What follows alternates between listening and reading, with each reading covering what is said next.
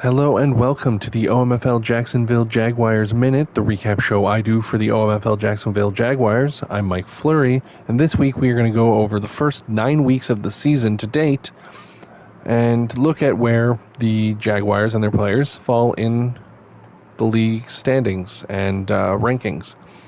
Start first with the standings. We'll go to the AFC, where we are presently tied for the lead with the Browns and Broncos, 7-2.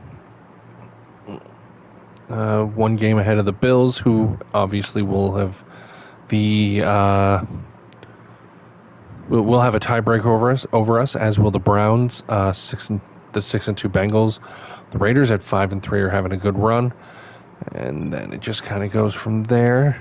And there we are. Sorry, AFC South. We are presently at the top of the division at 7-2, followed by Kobe Burris and his 3-5 Titans, the 2-6 Texans underneath them, and the 1-8 Colts.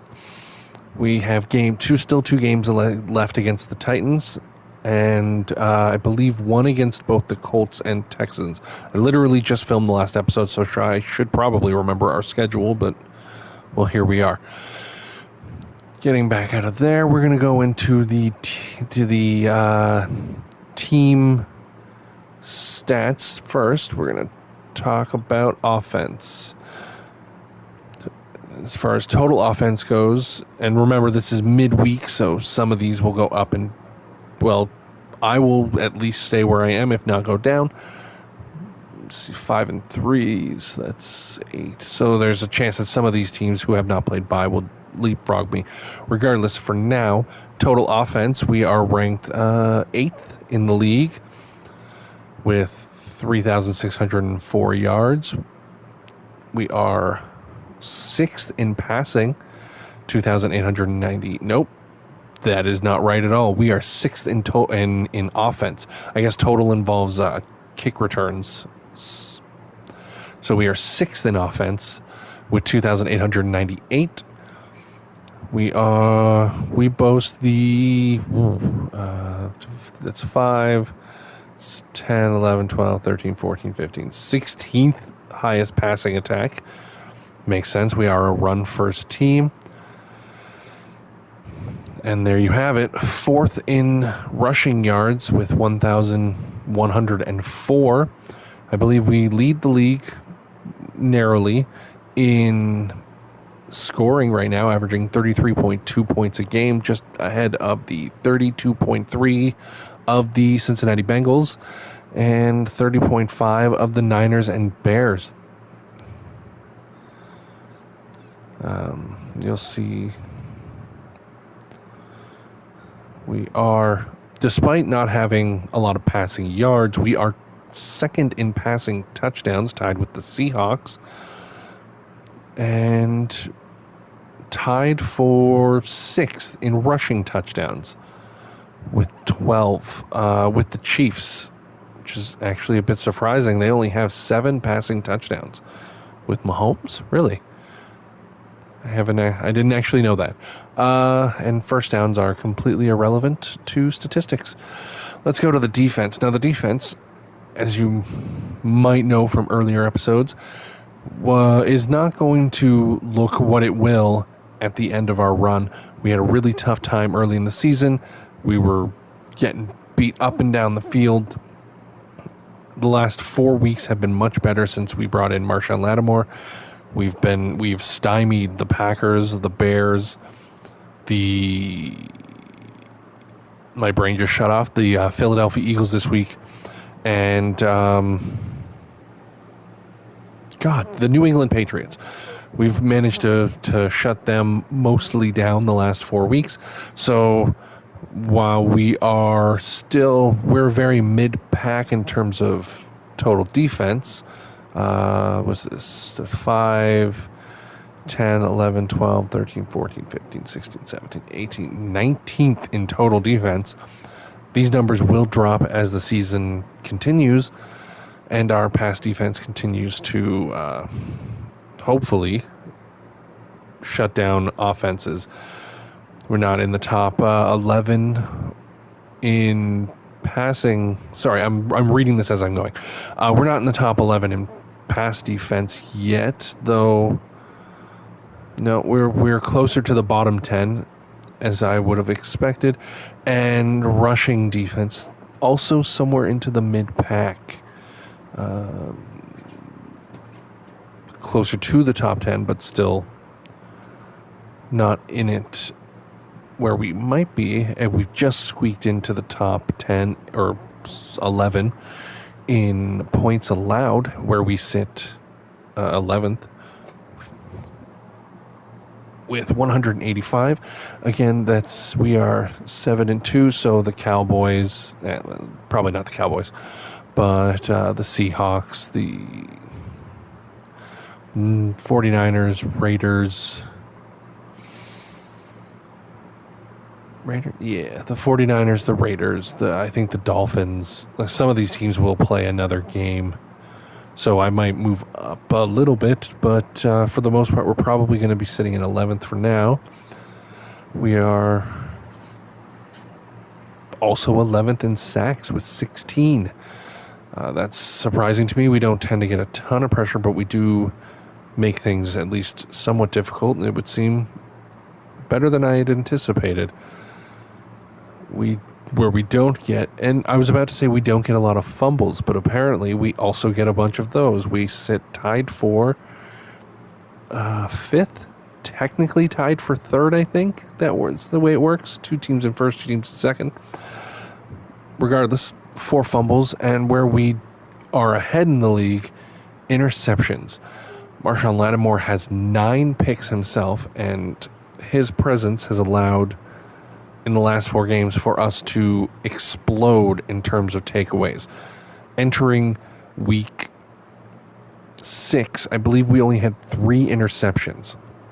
Since then, Marshawn Lattimore's 9 plus, as we'll see many from other players, has caused us to skyrocket up that list. We are going to start with the defense since I was already there, and go right to the interceptions. As you see, Lattimore with 11 right now. He came to us with 2, so he's had 9 in 4 games since. Terrell Edmonds has had 4 in his last 2 games. Devin Lloyd's had 2 in his last 2. Darnell Savage is coming off a 2 interception game not long ago. The game before last, so Green Bay, I believe. Cisco has 3 himself. Campbell has 2. And Aluakun and Walker each have 1. We've taken, let's see, that's 8 from Chicago, 6 in New England. I believe there was 6 more in, we're going to recap this really quick by just showing you the thing, so I'm not just guessing.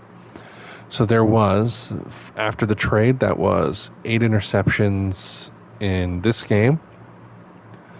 I believe we had 4 more that's 5 more against the Patriots.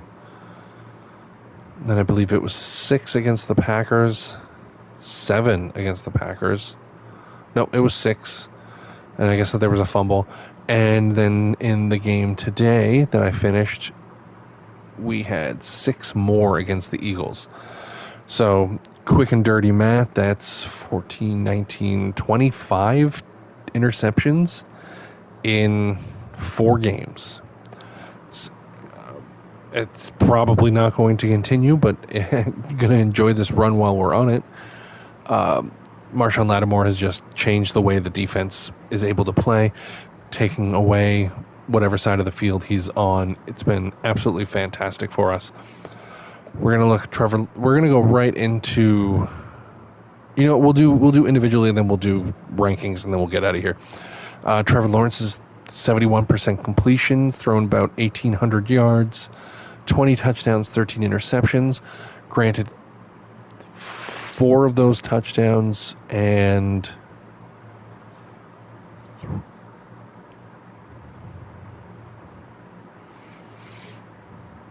no, sorry, 1 of those touchdowns and 3 of those interceptions, so it would have been 19 and 10, are from a game that I did not play. That was the Houston Texans game that we got to the third quarter or so and then got booted out of. So he's having a pretty good season, one I'm controlling him at least. Travis Etienne, 715 yards, 7 touchdowns, 5.9 yards a carry, while Leonard Fournette has seen a lot of action the last couple of weeks because of the score effects. 260 yards, 4.2 yards a carry, 2 touchdowns. I brought him in because Tanks Bigsby, apparently he only fumbled once, but I could have swore it was more than that, and it annoyed me. So I brought in some help. Apparently I didn't need to, but Leonard Fournette has been fantastic for us since we've gotten him, so I'm happy to have him. Receiving 888 yards on 39 receptions from Colin Fredrickson. That's 8 touchdowns. He has been far and away our best receiver. Ingram's putting in 274 with 4 scores. You see, Christian Kirk had 25 for 265 and a touchdown before we took him out. Gabe Davis, in his first game as a starting receiver, had no catches for no yards, obviously. He is 5 for 173 on the season. We'll try to get him more as the game goes on. It just happened that he was pretty well covered for most of this game. And Brian Thomas Jr., 12 for 156. We've done a poor job getting him involved. That's completely on me. We will need to hopefully get him more snaps and more receptions as the season goes on. Because we are probably, to give a little inside baseball, we are probably looking to get rid of Christian Kirk by the end of the year. He has, I believe, 2 years left on his... So it's... That's weird. I thought there was 3 years. Well, it's still $24 million left on his contract right now for next season. And that's just $24 million I could use literally anywhere else. So we're probably going to look to get rid of him. We have some other thoughts and other moves that we were going to try to do, but it kind of depends on what people are feeling for the offseason. So we will find out. I've already done the defense. Just do a couple things. Trayvon Walker, 5 sacks, 4.5 for Josh Hines-Allen. He's been mostly fine. 4.5 sacks in 9 games isn't great, and especially with given how much he's being paid. But he's been mostly fine. I can't complain. He's been tackling in the backfield. That superstar X Factor at least gives some. Oh, okay. Well, I did not know strip specialist. What?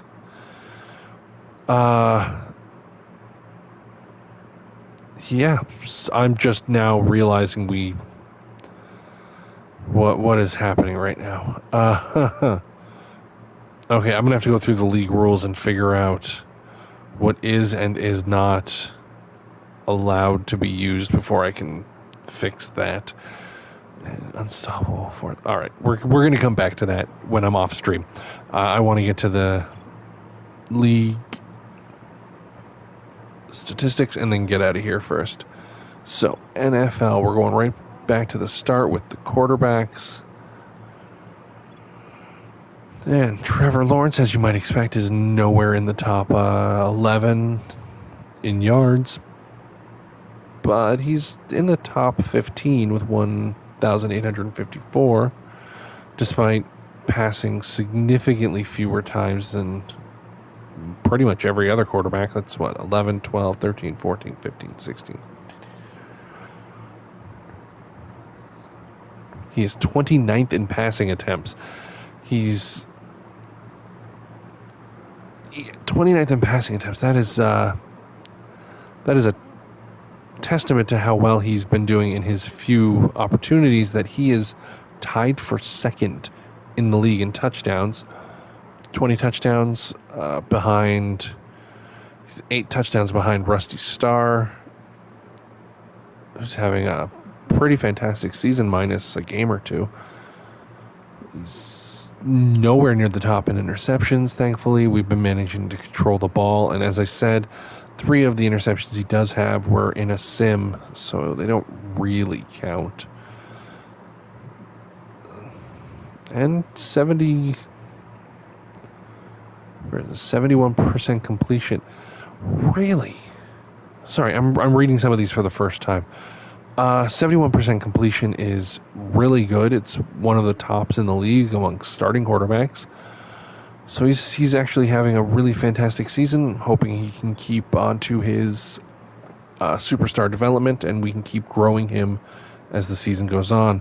In terms of rushing, ETN is 3rd in the league in rushing attempts. I did not expect that. I thought I was doing a better job of keeping him fresh. I might have to look into that. 715 yards puts him 2nd in the league, though there are a couple players here right behind him that have games still to play. Still, he probably finished top 5 in the league in this week, which is fantastic. And he is top 10 in rushing touchdowns with 7. In terms of receiving, Dunze is having a fantastic year. DeMarco, Stephon Diggs in Baltimore. Good job, buddy. And Colin Fredrickson, 888 yards on his 39 catches, puts him 4th. Again, there are some teams that will play and probably boost him down, but he'll still probably finish in the top 10.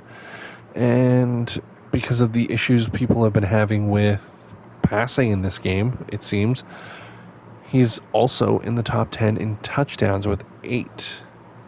You normally expect to see more in this league, more touchdowns, more yards, but passing has been kind of difficult for the most part. It's not as easy as it has been in previous games. The defense plays a lot better. The offense plays a little worse, to be honest. Let's see if we have anybody in the top, whatever, in tackles. Oh, we do. Devin Lloyd's in the top 11, coming in at 11th with 60. That is actually really impressive, all things considered. I believe we will probably have 1 or 2. Nope, that's Jonathan Allen. So we do not have anybody in the tackles for loss, though, at least not in the top 11, though I suspect, Trayvon Walker and Hines Allen will be not far behind. Same with sacks, probably not anybody in the top 11, though. Walker is tied for, looks like, 9th with Vita Vea and Jonathan Allen, so that's really good. And then, of course, leading the way with 11 interceptions, 9 on this team, Marshawn Lattimore. It's been absolutely fantastic. Maybe the best use of a first-round pick, or at least a traded first-round pick, that I've ever had. This has been great. I'm hopeful that the first-round pick goes well for Nate, because this player has been nothing short of amazing for me. So I hope it works out for him as well. And we don't force fumbles, so I don't expect to see any of us in here. Yeah, no. And that should just about wrap it up. Do we have anything? Weekly awards, yearly awards. Oh, I didn't know those were up yet. So far in the MVP race, Lattimore is sitting 4th in the MVP race, as well he should. These are all NFL and Coach of the Year. Let's go to AFC. Offensive Player of the Year.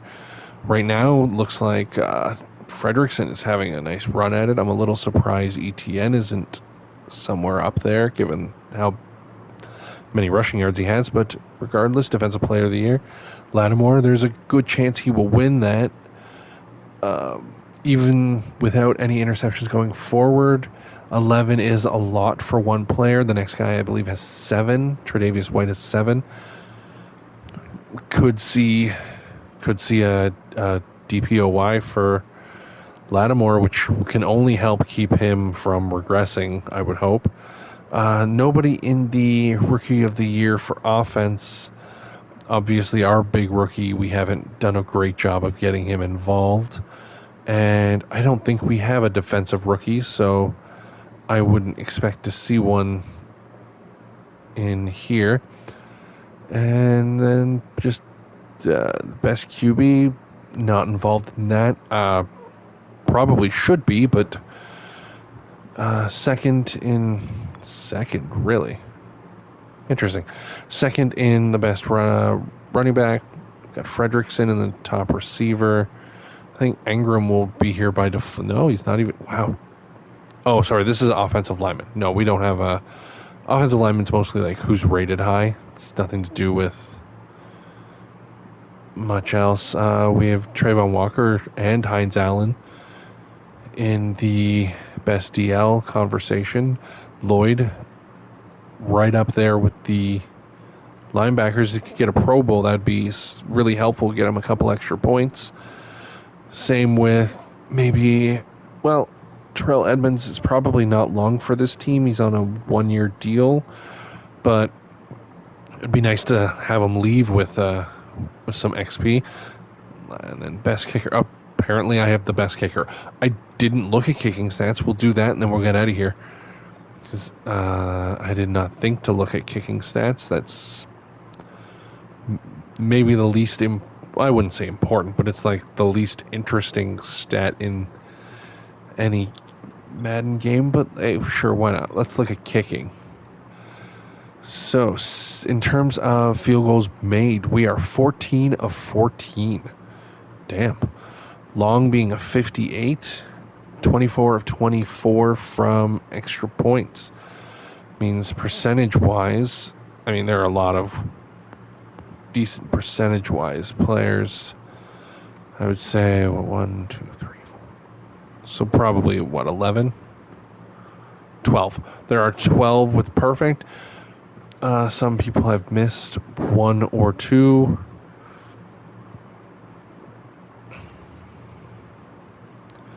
You can see here 3 misses for the Dolphins. That's just unfortunate. And field goal percentage, going the other way.